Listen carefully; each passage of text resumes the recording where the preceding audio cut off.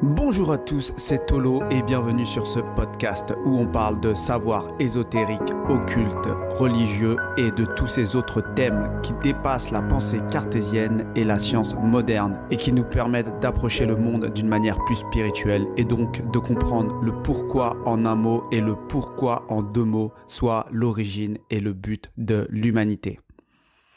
Alors aujourd'hui j'ai envie de vous introduire un concept et pour ça je vais rapidement, encore une fois, rappeler ce que c'est que l'involution.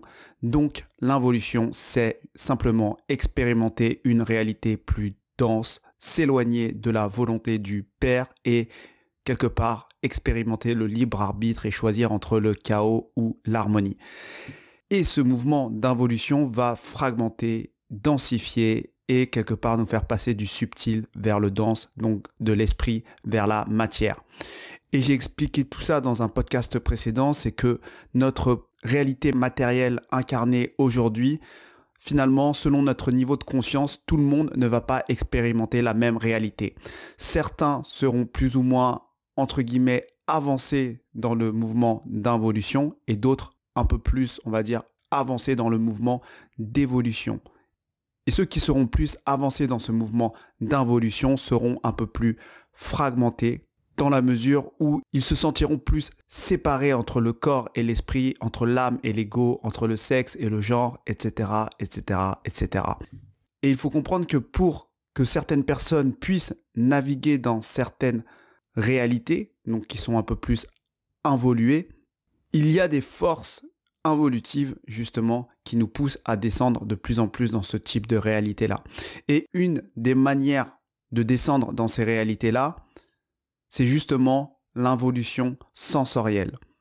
Et l'idée de base est très simple par rapport à l'involution sensorielle, c'est que simplement, nous savons que la réalité est multidimensionnelle, nous la percevons de cette manière-là parce que nous sommes multidimensionnels, nous appartenons et au plan matériel, et au plan astral, et au plan mental, ainsi que tous les plans supérieurs, et donc nous pouvons observer la réalité depuis tous ces corps-là.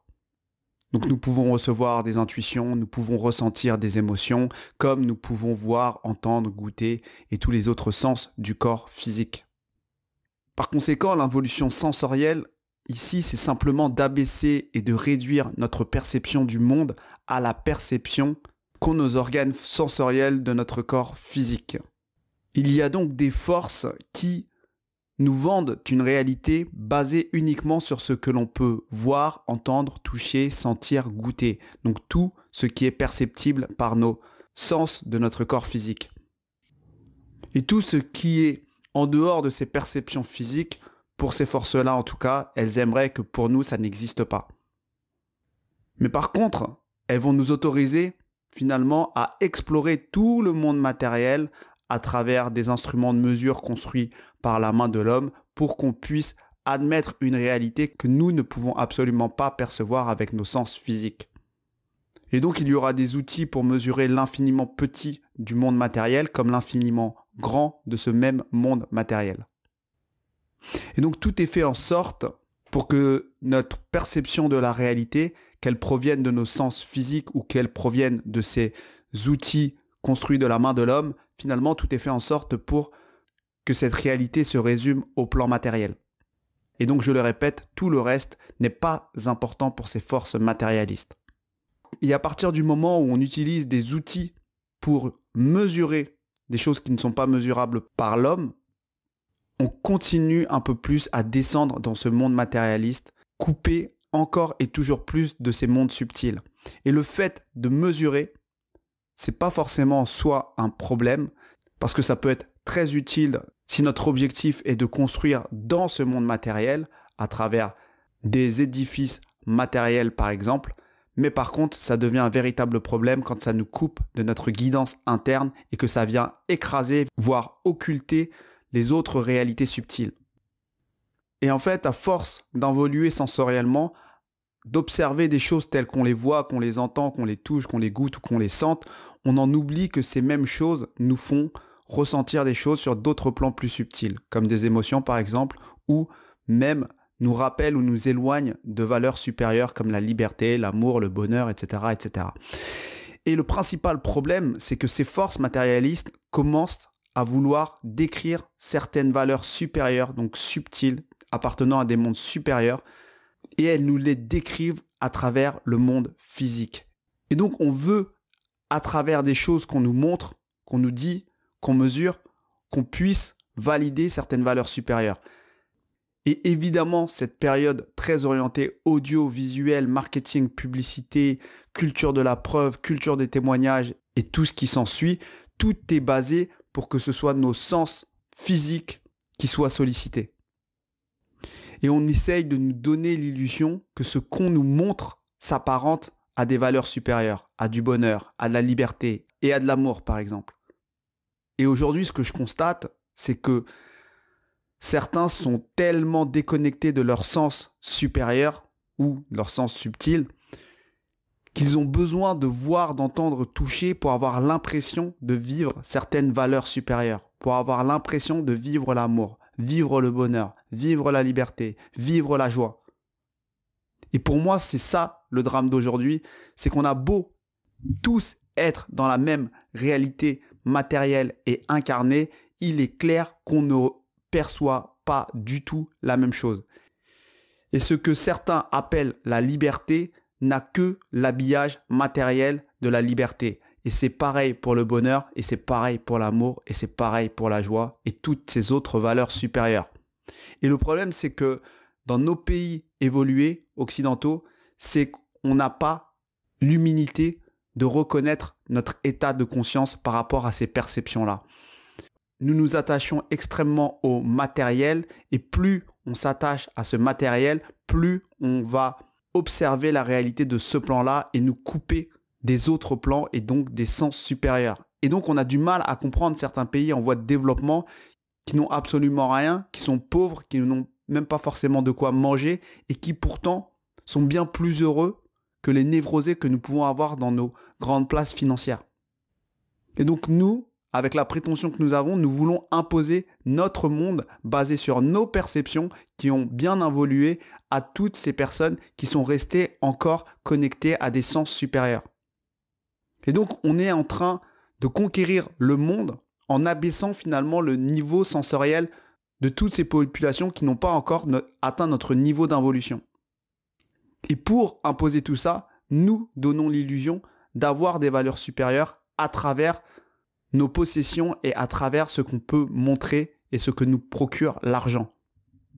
Et donc la conséquence de tout ça, c'est que, nous sommes fiers d'être pilotés par des métriques et par des chiffres, et nous en sommes arrivés à combattre toutes les possibles faiblesses et les possibles croyances limitantes qui nous empêchent d'atteindre ces objectifs matériels ou chiffrés.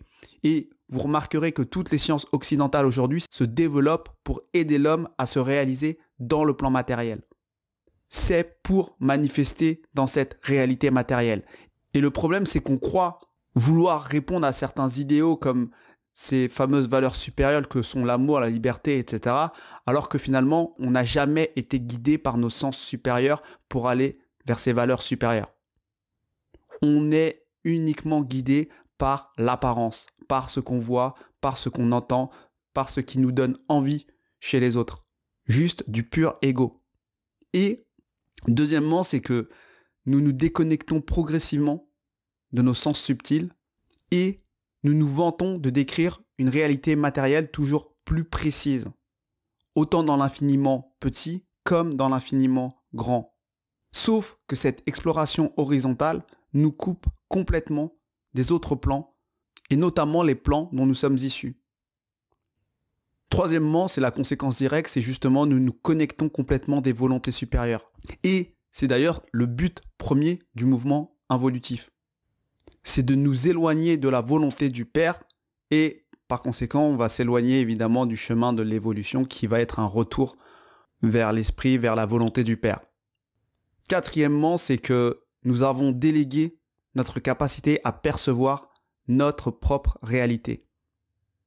Aujourd'hui, on se soumet à des réalités montées de toutes pièces, que ce soit par le cinéma, que ce soit par les médias, parce que toutes ces industries-là, elles sont là pour nous montrer des réalités que nous-mêmes, nous ne percevons même pas personnellement.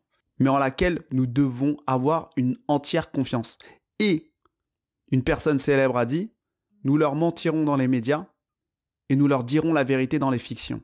Et aujourd'hui, l'homme moyen n'est même pas capable de voir où est la vérité. Il n'arrive même pas à percevoir ce qu'est la réalité, où on nous ment et où on nous dit la vérité. Tout simplement parce qu'on a besoin de voir, d'entendre. Et si on voit, on entend, on touche, on sent et on goûte, donc c'est vrai. Et comme on nous a dit que les médias décrivent l'actualité et que le cinéma est une fiction, nous n'arrivons même plus à percevoir ce qui est vrai dans le cinéma et ce qui est faux dans les médias. Parce qu'encore faut-il sortir de nos sens physiques. Cinquièmement, c'est qu'on en arrive même à croire des sondages, des études, des chiffres qui vont décider de notre quotidien. Et on nous impose tout ça comme une réalité, car l'objectif est de vous empêcher de percevoir le monde à travers tous vos sens. Donc heureusement que certaines choses peuvent bouger un peu depuis quelques années, puisqu'on voit apparaître quelque part de nouveaux canaux sensoriels, et notamment on donne un peu plus d'importance aux émotions, à l'intuition et à la créativité. Mais il y a toujours des forces involutives pour s'en mêler et pour dénaturer cette pseudo-évolution. Elles vont toujours être amenées à mesurer, à performer, à associer cette réalité créée de toutes pièces à des valeurs supérieures. Alors que l'accès à ces valeurs supérieures ne peut se faire qu'à travers votre être supérieur. Et encore faut-il que nous y soyons connectés. Et en fait, cette connexion, on doit la développer. C'est exactement ça qui nous empêche de faire.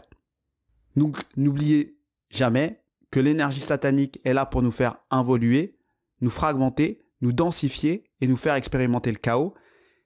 Et l'énergie luciférienne est là pour reconstruire dans ce chaos quelque chose qui se donne l'illusion d'être évolué et harmonieux, mais qui est complètement chaotique parce que complètement coupé des mondes supérieurs.